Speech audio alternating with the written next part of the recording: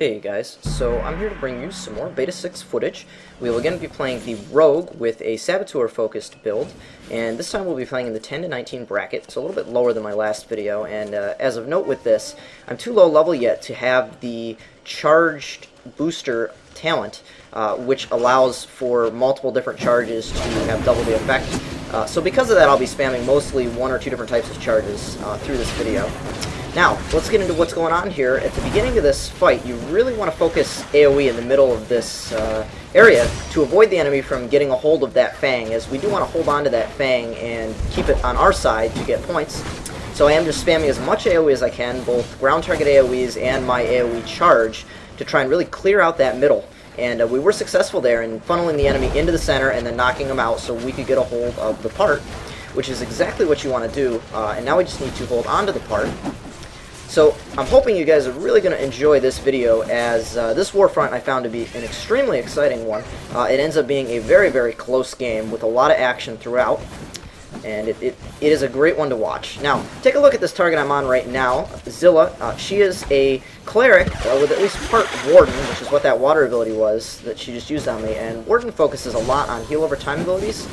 And because of all those hots that stack on her all the time, she is extremely resilient and becomes kind of my arch-enemy through this game, as I have a very hard time taking her out as opposed to many of the other enemies, which I can just drop left and right. So just keep an eye on that. Now the enemy did just fear me, and the rest of my team, as you saw, I was just kind of running aimlessly there. And that player was actually very intelligent. They feared my entire team away from the Fang, and then took the Fang for themselves, which is a very smart move on their part. So let's go ahead and watch some more of the burst here. You'll see that once again I'm going to try and drop this Warden, and although I could take out half of her health in one shot, because of all the heal over times that were on her, it wasn't enough to really effectively shut her down without the help of the rest of my team. That does change later on in higher levels when you have more damage boosting abilities, such as that charge booster talent, where you really can boost and get more crits to still drop a healer like that. So here I'm going to begin to focus some AoE on the enemy as they are stacked up again. We're going to try and just lock them down in that corner and focus them down so we can get the Fang back in our possession. Now I do want to forewarn you guys that you can throw AoE like I'm doing here, but be cautious of how much AoE you spam, as if you're only utilizing weak AoE, it may not be actually effective at all on the enemy due to the existence of classes like Bard, which allows just basically infinite spamming of AoE healing to the entire raid, which is essentially what a Bard does.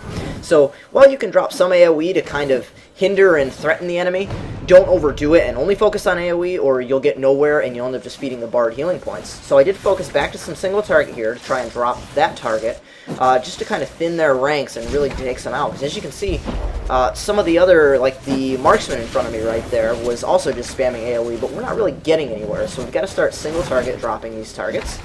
The guy with the Fang is trying to run away right now, but because we have begun to thin the ranks of the enemy, he is going to start to lose ground, and we should be able to get that back soon, just by taking some of these enemies out one by one, and I will continue to burst them down, as you'll see there. So while I'm going about this, I did want to mention to you guys, if you saw some of my one Beta 5 video, that in that video I was a High Elf class, and in this video I am now a Mythosian. That is because in Beta 6 they redid the racials, and in Beta 6 the Mythosian class has an innate bonus to dexterity, which is what a rogue wants, whereas the High Elf was given a wisdom bonus, which was nothing useful to me. I also did find the High Elf model to be rather ugly in my eyes, and I like this model a lot better, thus the re-rolling. The other quick note that I'll mention for a big beta change that was beneficial to Warfronts is the fact that they do give bolstering effects now. So if you're level, for example, level 10 in the 10 to 19 bracket, you will be bolstered up to as if you were level 17, I believe. So that was another very nice change. Getting back into some more of the gameplay here, we are now holding on to the part, and we need to try and defend our carrier. And I do apologize, I used the word part there. That is a reference from Warhammer, where we used to call it part in that game when you were playing Serpent's Passage. Whenever I say part, I do mean the Fang in this case. So we're doing our best to defend that carrier of ours, and I'm going to, again, just try and drop some more snares to hinder the enemy from getting close to us, and then I will continue to bombard them with some light AoE, followed by some focused fire on the enemy to really kind of, again, thin them out and shut them down.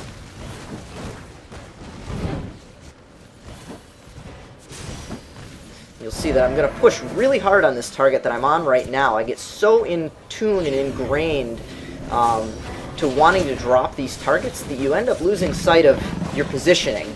And you can end up getting so focused on wanting to blow those charges that you don't realize that you're pushing too far into the enemy lines. And the next thing you know, you get yourself screwed, which is what I do here. I end up moving in so close, and I really want to get that target, that I end up using my Riftstalker's plane shift ability to push in and kill her. But it gets the aggression of the enemy, specifically that arch enemy I mentioned, Zilla, who's going to be on me now, and I'm not going to be able to shake her. So that is one thing I would forewarn, is avoid doing what I just did there. You lose your positioning, you lose your head, and then you don't know where you're going, and you find yourself dead. So I try and, because we don't really have any healers paying attention, I have to stop and try and suck down a drink to try and regenerate my health, but she does end up still taking me out. I keep hoping for a heal from my team, but it just doesn't happen due to it being a PUG, essentially. You can't rely on heals from the enemy, or from your team, rather. So that was the reason for that. She did take me out, though. Let's check out the scoreboard here. You'll see that already I am leading quite a bit in damage. You know, just from the way this class structures, if you're able to get good positioning and to not be focused by the enemy too much and just given free reign to blow off your charges, such as I've been able to do through most of this video, you'll see those results where you'll just continue to rack up the damage. And keep in mind, this is the first bracket where I'm only throwing off 5 charges at a time. Once you hit the higher levels, you can stack 5 charges and they'll end up doing the equivalent of 10 charges, so you'll be doing far more damage than I'm even doing right now, which gets to be rather insane.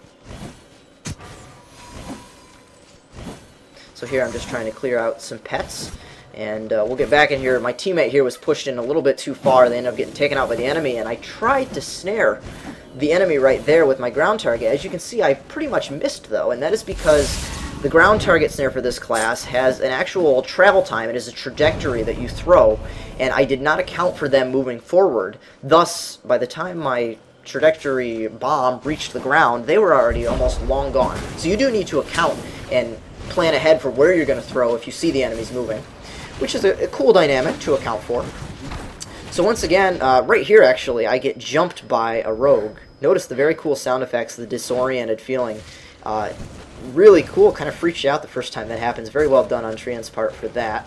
I do manage to shake that rogue, but you do got to be careful. As you also should have seen there, I tried to hit my Riftstalker's plane shift ability to jump out of range of that guy that jumped me.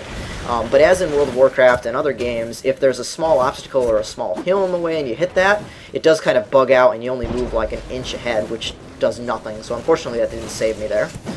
So now we're going to go ahead and try and get that Fang back from the enemy again. I'm going to drop some AoEs, as you saw, right in there to try and disorient him and his team. And we're going to try and just, again, take that part back. As you can see, look at the scoreboard on the right side of the screen. The enemy is about to win right now. We need to not allow them to take that part back. It did just drop. It's on the ground there. We can't let them pick it back up, and they didn't.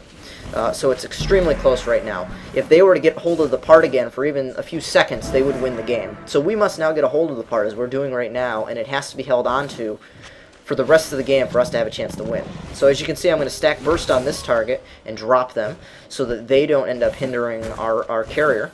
And I'm going to continue to try and defend that carrier so that he doesn't end up preventing us from keeping that part. Or rather, Fang. Excuse me, I will continue to say that. Again, we're going to stack charges. Drop whatever we can here. We have a nice caster target. It gets on me, and I need to get away from him, so I do plane shift ahead to get him out of my range, kiting back a little bit and dropping him. We did just lose the part, but our teammate was very smart and managed to pick it right back up, so we can continue to hold on to it. Holding out here, we just need to continue to defend. You'll see I'm just, again, snaring the enemies there, trying to prevent them from getting close to us so we can hold that part. Now here, I do get feared again, if you watch the debuff in the top right, which runs me smack into these enemies. Again, I had no control over that, fortunately, which means it puts me in a bad position because I need to get back away from them now. I do hide behind this tree, but as you'll see, someone comes up behind me, and to get out of that, I go ahead and plane shift to try and kite away, and unfortunately, I get a rogue just right on my rear end after that. Very cool disorient effect again, but unfortunately I do get killed. Game ends here, but it was an interesting ending for sure. As you can see, we just barely won. Take a look at the scoreboard. I am way ahead in damage and killing blows, just because for most of this game I was given free reign to stack charges, and it just does a ton of damage. Now, notice the terrible bard sounds in the background here, off-key. I'll let that play us out. Rather annoying sound. See y'all later.